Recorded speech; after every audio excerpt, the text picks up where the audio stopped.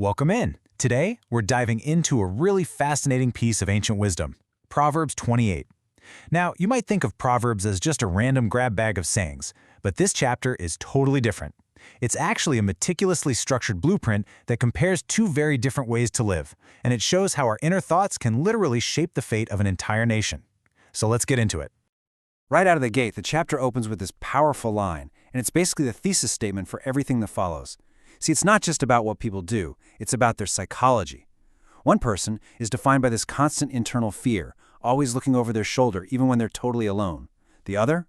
They're defined by this deep-seated confidence, a boldness the text compares to a lion.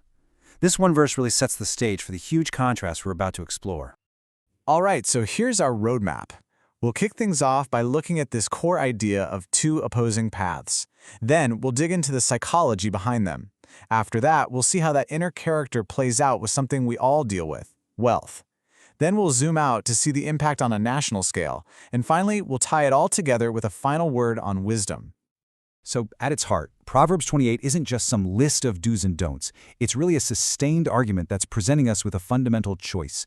Every single verse builds on this contrast, making the case that your internal compass is what ultimately dictates your external reality. Okay, so let's dig into the why behind these two paths. What's so interesting is that before the text even mentions things like money or power, it starts with the inner world. It argues that the real foundation for everything is what's going on inside a person's head and heart. So the big question the text seems to be answering is this one. What really defines the inner character of these two paths? I mean, what's the fundamental difference in how they think and see the world? The first major distinction it draws is all about understanding. One path is marked by a kind of moral blindness, just an inability to grasp what's right. The other path, though, leads to full comprehension. It's like a light bulb moment that the text connects to seeking a higher moral source. The core difference? It's clarity. And this brings us to the next psychological layer, trust. Where do you put it?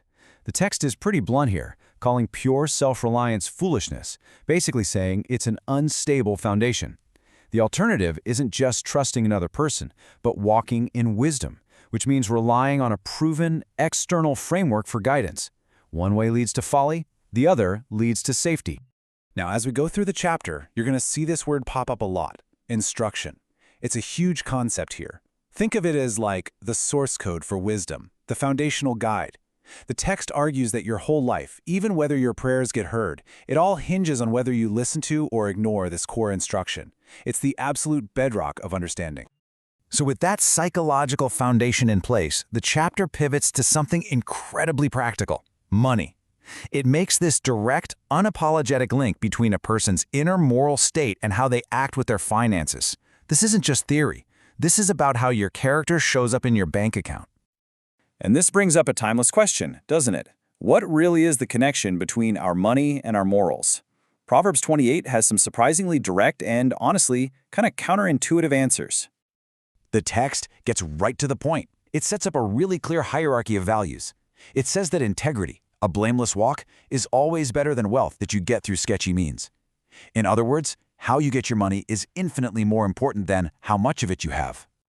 And then we get this curious little twist. It's like a sense of cosmic justice is built right into the system.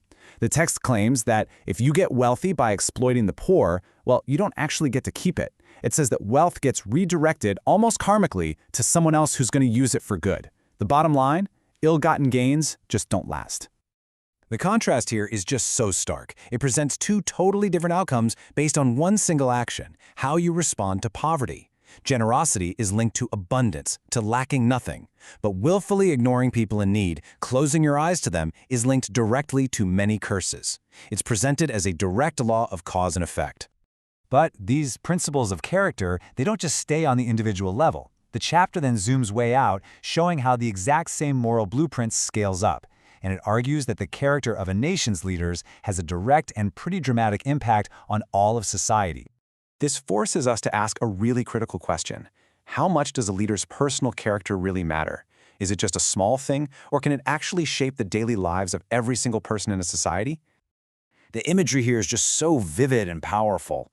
A corrupt ruler isn't just, ineffective. They're portrayed as a predator, a roaring lion, a charging bear that's been let loose on a vulnerable population. This isn't about bad policy. This is a direct threat to the safety and well-being of the people. The text draws a direct line between a leader's character and the state of the nation. When you have wicked leadership, the ruler becomes a tyrant, and it causes people to literally go into hiding. The result is chaos.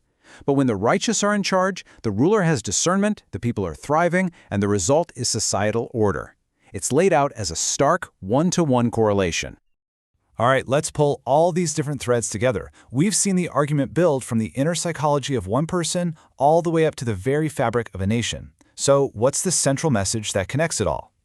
When you boil it all down, this whole chapter is really a tale of two paths, and it's defined by these core contrasts. It's fear versus boldness, ignorance versus understanding, greed versus generosity, concealment versus confession, and ultimately it's societal chaos versus societal order. And this leaves us with a final thought.